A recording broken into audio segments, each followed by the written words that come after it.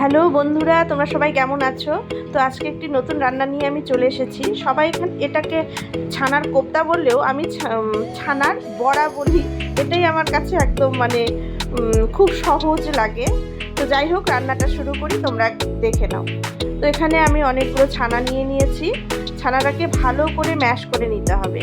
তারপর এখানে বেসন দিচ্ছি। বেসন দিলে কি বাইন্ডিংটা ভালো হয়, তাহলে বড়াটা ছেড়ে যায় না। এর মধ্যে অনেক কিছু দিতে হবে। এর মধ্যে দেব একটু চিনি আর অল্প নুন দিয়ে ভালো করে মেখে নেব। আমি মাঝে একটু হলুদও দিয়েছিলাম। দিয়ে তো এই বল করে নিচ্ছি। লাড্ডুর মতো করে বড়াগুলো সুন্দর করে নিতে হবে। আর দেখতে হবে তেলটা যেন ভালো গরম হয়ে থাকে, না হলে কিন্তু বড়াগুলো একদম লেগে যাবে কড়াতে, তখন কিন্তু আর ওঠাতে পারবে না। তো বড়াগুলো সব আমি কড়াতে দিয়ে ভেজে নিচ্ছি একটা একটা করে। হালকা কড়া ভাজবো যাতে উপরটা ক্রিস্পি থাকে, ভেতরটা সফট থাকবে। দেখো, আস্তে আস্তে সব বড়াগুলো আমি ভেজে নিয়েছি। এখন তেলের মধ্যে শুকনো লঙ্কা, গোটা গরম মশলা আর জিরে ফোড়ন দিয়ে আমি আলুটা ভেজে নেব। আলুটা যখন ভাজা ভাজা হয়ে যাবে, তার মধ্যে আমি সব মশলাগুলো দিয়ে দেব। আলুটা কিন্তু লাল করে ভাজতে হবে। রান্নাটা অতি সহজ, সব কিছু হাতের সামনে থাকলে খুব তাড়াতাড়ি রান্নাটা হয়ে যায়। এখন আমি এর মধ্যে লঙ্কা বাটা, জিরে বাটা, আদা বাটা আর হলুদ, লবণ, নুন এগুলো দিয়ে দিচ্ছি।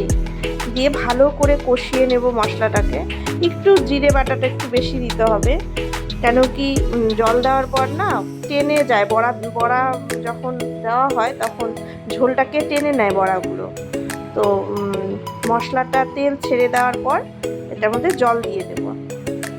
তারপর জলটা যখন ফুটে যাবে ঝোলটা, তখন আমি যে ভেজে রেখেছিলাম বড়াগুলো, সেই বড়াগুলো দিয়ে দেব। তার আগে আমি একটু চিনি দিয়ে দিলাম। চিনি দিলে ঝোলের স্বাদটা খুব ভালো আসে। হালকা চিনি, খুব বেশি না, হালকা চিনি। এই তো এইভাবে দিয়ে আমার গরম মশলা দিয়ে দিলাম। আমার ঝোল তৈরি হয়ে গেল। আমি এখন কড়াতে নামিয়ে নেব। এমনি তো দেখতে তো পাতলাই লাগছে ঝোলটা, কিন্তু যখন ছানাগুলো থাকবে অনেকক্ষণ, তখন টেনে একদম গাঢ় হয়ে যাবে ঝোলটা। তো তোমাদের এই রান্নাটা কেমন লাগলো আমাকে কমেন্ট করে জানাবে। রান্না করে খেয়েও দেখবে কেমন লাগলো। এই যে আমার রান্না একদম তৈরি। যদি ভালো লাগে অবশ্যই লাইক, কমেন্ট এবং শেয়ার করবে। নমস্কার।